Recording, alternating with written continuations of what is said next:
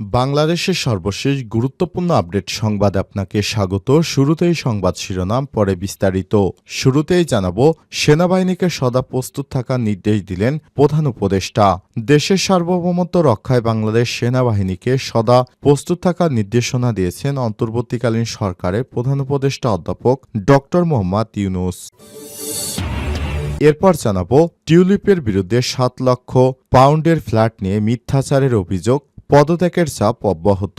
শেখ হাসিনার ভাগ্নি টিউলিপ সিদ্দিকী লন্ডনে তার নামে ৭ লক্ষ পাউন্ডের একটি ফ্ল্যাট তাকে একজন গিফট করেছে। বিষয়টি জানাজানি হওয়ার পর তার উপর পদত্যাগের চাপ বাড়ছে। যে কোনো সময় টিউলিপ সিদ্দিকীর রাজনৈতিক পদ হারানোর সম্ভাবনা দেখা যাচ্ছে। এদিকে সৌদি প্রবাসীদের জন্য দুঃসংবাদ। সৌদি আরবে স্বরাষ্ট্র মন্ত্রণালয়ের আফসার ব্যবসায় প্ল্যাটফর্ম ৬০টি খাতে নতুন করে কর নির্ধারণের কথা জানিয়েছে। গুরুত্বপূর্ণ সংবাদ জানাবো, সঙ্গেই থাকুন।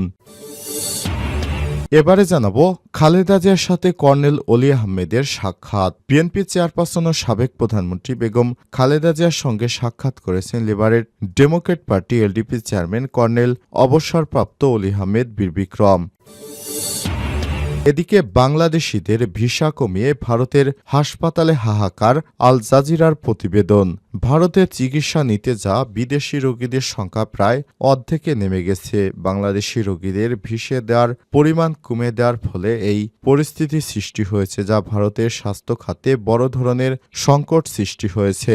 আজ কাতার ভিত্তিক সংবাদ মাধ্যম আল জাজিরার এক প্রতিবেদন থেকে সব তথ্য জানা গেছে। এবং সর্বশেষ জানাবো, ভারতে ১৮ বাংলাদেশি গ্রেপ্তার। ভারতে অবৈধভাবে অনুপ্রবেশের দায়ে ১৮ জন বাংলাদেশিকে গ্রেপ্তার করেছে দেশটির আইনশৃঙ্খলা রক্ষাকারী বাহিনী। মহারাষ্ট্রের নালাসোপরা এলাকায় অভিযান চালিয়ে শনিবার ১৩ জন বাংলাদেশি নাগরিককে গ্রেপ্তার করতে সক্ষম হয় ঘাটপোকর থানার পুলিশ। প্রিয় দর্শক, এতক্ষণ শুনছিলেন সংবাদ শিরোনাম, এবারে বিস্তারিত। তবে তার আগে বন্ধুরা, অনুরোধ থাকবে সংবাদটিতে একটি লাইক দিন। এই চ্যানেলে আপনি নতুন হয়ে থাকলে আমাদের সংবাদটি দেখতে দেখতে চ্যানেলটি সাবস্ক্রাইব করে রাখুন, যাতে করে বন্ধুরা আমাদের পরবর্তী লেটেস্ট আপডেট সংবাদগুলো সবার আগে আপনার কাছে পৌঁছে যায়। কমেন্ট করে আপনার মূল্যবান মতামত জানিয়ে দিন আপনি বিশ্বের কোন দেশ থেকে বা বাংলাদেশের কোন স্থান থেকে আমাদের সংবাদটি দেখছেন এবং শুনছেন। এবারে বিস্তারিত। সেনাবাহিনীকে সদা প্রস্তুত থাকার নির্দেশনা প্রধান উপদেষ্টার। দেশের সার্বভৌমত্ব রক্ষায় বাংলাদেশ সেনাবাহিনীকে সদা প্রস্তুত থাকার নির্দেশ দিয়েছে অন্তর্বর্তীকালীন সরকারের প্রধান উপদেষ্টা অধ্যাপক ড. মোহাম্মদ ইউনূস। রোববার রাজবাড়ীতে ৫৫ পদাতিক ডিভিশন আয়োজিত একটি পদাতিক ব্রিগেড গ্রুপের অনুশীলনে দেয়া বক্তব্যে নির্দেশ দেন তিনি। সেনাবাহিনীর যুদ্ধকৌশল ও দক্ষতা প্রশংসনীয় উল্লেখ করে প্রধান উপদেষ্টা বলেছেন, দেশের সার্বভৌমত্ব রক্ষায় সেনাবাহিনীকে সদা প্রস্তুত থাকতে হবে। সেনাবাহিনীকে বাস্তবসম্মত ও যুগোপযোগী প্রশিক্ষণ নিতে হবে। সেনাবাহিনী জাতির অহংকার এবং বিশ্বাসের জায়গায় রয়েছে মন্তব্য করে তিনি বলেছেন, এই প্রতিশ্রুতি বাস্তবায়নে প্রশিক্ষণই সর্বোত্তম কল্যাণ। এই মন্ত্রে উদ্বুদ্ধ হয়ে আধুনিক ও যুগোপযোগী প্রশিক্ষণের মাধ্যমে দক্ষতা অর্জন করে দেশের সার্বভৌমত্ব রক্ষায় সর্বদা যুদ্ধের জন্য সেনা সদস্যদের প্রস্তুত রাখতে হবে। প্রায় ঘণ্টাব্যাপী অনুশীলনে অত্যাধুনিক সমরাস্ত্র সজ্জিত বাংলাদেশ সেনাবাহিনীর সদস্যরা বাস্তব যুদ্ধের পরিবেশ সৃষ্টির মাধ্যমে আক্রমণ অনুশীলন সফলভাবে পরিচালনা করে। অনুশীলন বাংলাদেশ সেনাবাহিনীর বিভিন্ন ধরনের অত্যাধুনিক ট্যাঙ্ক, এপিসি, গোলন্দাজ বাহিনী, কামান, পদাতিক ইঞ্জিনিয়ার্স এবং কমান্ডোসহ সকল আর্মড সার্ভিস অংশগ্রহণ করে। এমএসএ ছাড়াও মহড়ায় বাংলাদেশ বিমান বাহিনী, যুদ্ধ বিমান, আর্মি এভিয়েশনের বিমান এবং হেলিকপ্টার অংশগ্রহণ করে। তিনি বলেছেন, বাংলাদেশ সেনাবাহিনী জাতির অহংকার এবং বিশ্বসেরা জায়গায়। এই প্রতিশ্রুতি বাস্তবায়নে প্রশিক্ষণই সর্বোত্তম কল্যাণ। এই মন্ত্রে উদ্বুদ্ধ হয়ে আধুনিক যুগোপযোগী প্রশিক্ষণের মাধ্যমে অভিযানিক দক্ষতা অর্জন করে দেশের সার্বভৌমত্ব রক্ষায় সর্বদা যুদ্ধের জন্য সেনা সদস্যদের প্রস্তুত রাখতে হবে। তাই অভিযাত্রিক দক্ষতা, সাহসিকতা এবং পেশাদারিত্ব অর্জনে সেনা সদস্যদের প্রশিক্ষণ হতে হবে বাস্তবসম্মত। অধ্যাপক ড. মোহাম্মদ ইউনূস আশা প্রকাশ করে বলেছেন, বাংলাদেশ সেনাবাহিনী প্রশিক্ষণের এই লক্ষ্যকে সামনে রেখে এগিয়ে যাবে। তিনি অনুশীলনে অংশগ্রহণকারী সেনা সদস্যদের দক্ষতা ও উচ্চমানের প্রশিক্ষণের প্রশংসা করেছেন। এ সময় অনুশীলন মাঠে উপস্থিত ছিলেন সেনাবাহিনী প্রধান জেনারেল ওয়াকারুজ্জামান, নৌবাহিনী প্রধান rear admiral M Nazmul Hasan ও বিমান বাহিনী প্রধান air chief marshal Hasan Mahmud Khan, Jessore area major general J M Imdadul Islam প্রমুখ। এ সময় প্রধান উপদেষ্টার সাথে অন্যান্য উপদেষ্টা, সশস্ত্র বাহিনীর ঊর্ধ্বতন কর্মকর্তা এবং গণমাধ্যম ব্যক্তিরাও উপস্থিত ছিলেন। টিউলিপের বিরুদ্ধে ৭ লাখ পাউন্ডের ফ্ল্যাট নিয়ে মিথ্যাচারের অভিযোগ, পদত্যাগের চাপ অব্যাহত। লন্ডনে ফ্ল্যাট উপহার হিসেবে পাওয়া নিয়ে দুর্নীতিবিরোধী মন্ত্রী টিউলিপ সিদ্দিকীর বিরুদ্ধে মিথ্যার আশ্রয় নেওয়ার অভিযোগ ওঠায় তার পদত্যাগের চাপ অব্যাহত রয়েছে। বিষয়ে সংবাদ মাধ্যম মেইল অন সানডে অনেকবার টিউলিপ সিদ্দিকীকে জিজ্ঞাসাবাদ করে তিনি ৭ লাখ পাউন্ড মূল্যমানের 2 বেডরুমের ফ্ল্যাটটি উপহার পেয়েছিলেন কিনা। সেই ফ্ল্যাটটি তার বাংলাদেশি স্বৈরশাসক খালা শেখ হাসিনার সঙ্গে ঘনিষ্ঠ এক ডেভেলপারের মালিকানাধীন ছিল। তিনি সেই অভিযোগ অস্বীকার করে তিনি বলেছেন এটি তার বাবা-মা কিনে দিয়েছে। এছাড়াও তিনি সংবাদ মাধ্যমটির বিরুদ্ধে আইনি পদক্ষেপ নেওয়ার হুমকি দিয়েছেন। কিন্তু এখন তার মূল দল লেবার পার্টির নির্ভরযোগ্য সূত্র নিশ্চিত করেছে যে কিংস ক্রস এলাকার এই ফ্ল্যাটটি আসলে একজন ডেভেলপারের কৃতজ্ঞতার নিদর্শন হিসেবে তাকে দেয়া হয়েছিল। ব্রিটিশ সংবাদ মাধ্যম দ্য ডেইলি মেলের আবুল তাহের ও ডেভিড বার্গম্যানের বিশেষ প্রতিবেদনে রোববার ৫ই জানুয়ারি এসব তথ্য উঠে আসে।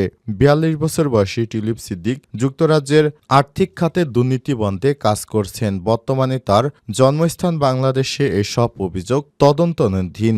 সেখানে এবং তার ও পরিবারের আরও ৪ সদস্যের বিরুদ্ধে একটি পারমাণবিক বিদ্যুৎ প্রকল্প থেকে ৩.৯ বিলিয়ন পাউন্ড আত্মসাৎ করার অভিযোগ রয়েছে। এদিকে গত রাতে টরি কনজারভেটিভ এমপিরা দাবি করেছেন যদি তিনি অর্থাৎ টিউলিপ তার কার্যকলাপের ব্যাখ্যা দিতে না পারে তবে তার পদ থেকে সরে দাঁড়ানো উচিত। টরি এমপি বব ব্ল্যাকম্যান বলেন, টিউলিপ সিদ্দিককে তার সম্পত্তি সংক্রান্ত বিষয়টি পরিষ্কার করতে হবে এবং ব্যাখ্যা করতে হবে তিনি আগে কি বলেছিলেন এবং কেন বলেছিলেন। তিনি যদি তা না করেন তাহলে মন্ত্রী হিসেবে তার অবস্থান আর গ্রহণযোগ্য হবে না, তাকে পদত্যাগ করতে হবে। সৌদি প্রবাসীদের জন্য দুঃসংবাদ। সৌদি আরবের স্বরাষ্ট্র মন্ত্রণালয়ের আফসার ব্যবসায়ী প্ল্যাটফর্ম ৬০টি খাতে নতুন করে ফি নির্ধারণের কথা জানিয়েছে। দেশটির ওকাস সংবাদ মাধ্যমের এক প্রতিবেদন থেকে সব তথ্য জানানো হয়েছে। খবর গালফ নিউজের। ওই প্রতিবেদনে বলা হয়েছে সৌদিতে প্রবেশ ও বহির্গমনের ফি নির্ধারণ করা হয়েছে ১০৩.৫ রিয়াল। এছাড়াও বসবাসের অনুমতি, আকামা ও চূড়ান্ত বহির্গমনের ফি ৫১.৭৫ রিয়াল ও ৭০ রিয়াল করা হয়েছে।